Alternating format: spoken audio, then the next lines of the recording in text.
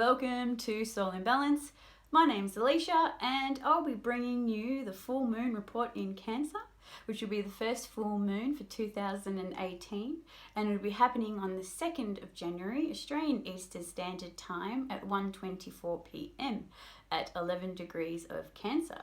And just like with all full moons, it's opposite the sun that's at 11 degrees of Capricorn. And I'm feeling this one's a coming home.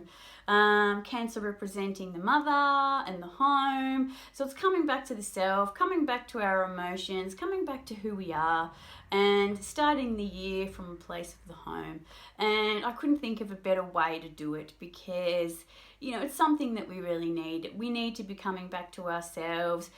Christmas and the festive season hasn't really been that festive as other years, as we've had Saturn looming around and now just gone into Capricorn. So I have noticed that the Christmas and the festive season has been that little bit dull. Everyone's been more reserved and more responsible and thinking about the bigger picture and what responsibilities everyone's got. So yes, it'll be good to come home to the mother and the self. Also at this full moon, we will have Uranus going direct.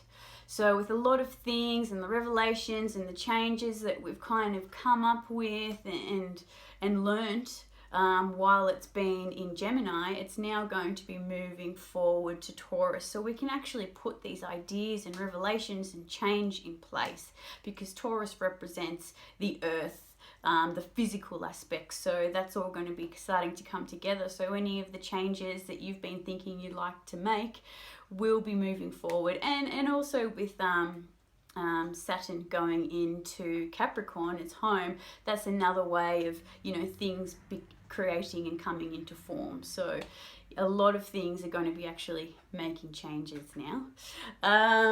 Okay, what else have we got? We've got Mars that's been trining Neptune. So I think everybody's been, and it's just like, wow, where am I? What am I doing? I don't know what I want. So with this aspect that's been going on the last couple of weeks, I've kind of noticed that, everyone's felt a bit lost about, what's going to be happening next year, what they're doing right now, but that's going to be moving on. But one thing I want to mention about that is a lot of astrologers and other people in the spiritual community have been saying that, to put up shielding and protect yourself from this aspect. And I kind of don't agree on that because anything that we're attracting right now is going to be something that resonates with ourselves. So putting up a shield to something that you need to heal, something that's coming to you for healing, I find is, really silly, to put it bluntly. So if you're a victim of something and you're attracting something to you constantly, that's coming to you, that's mirroring you for healing. Or maybe there's aspects about yourself or your personality that you don't really realize, and so you're having people come to you and showing you, hey, this is what you do too, and that's why it bothers you. So I think with some of the things that are flying around in the information system, don't always listen to. I think Mars and Neptune aspects are great aspects. I kind of see, Mars being the warrior and Neptune being, spiritualness and, the ether. I kind of see that as, more like a spiritual warrior, thinking of ideas of how you want to change things and doing things for the greater good. So, yeah, I kind of feel like that time's been quite good. Other than that, on the 9th of January, we have Venus conjuncting Pluto, which will make love and passion even more exciting and even more intense.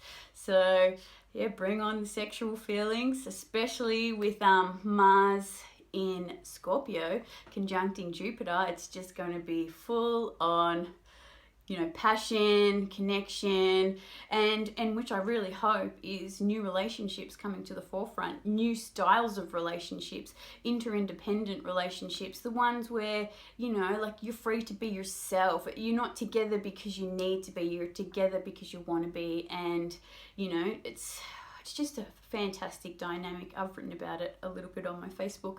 So yeah, so I'm hoping, you know, and especially with that Mars-Venus conjunction back in Virgo during the year, I kind of felt like that kind of hit off the new way of having relationships. So let's see how those aspects go with Mars in Jupiter in Scorpio and Venus conjunct Pluto the 9th of January.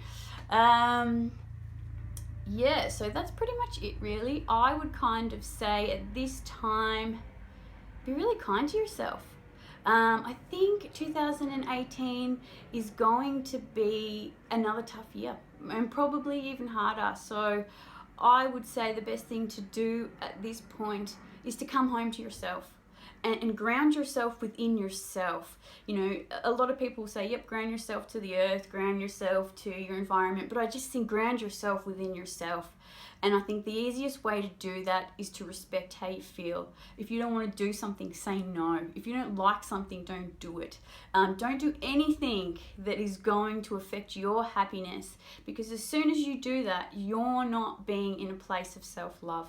And when you're not in a place of self-love and grounding, you're kind of just floating and breezing all over the place. And that's where you kind of feel like you're being smashed around a bit, which will happen, you know, in the new year.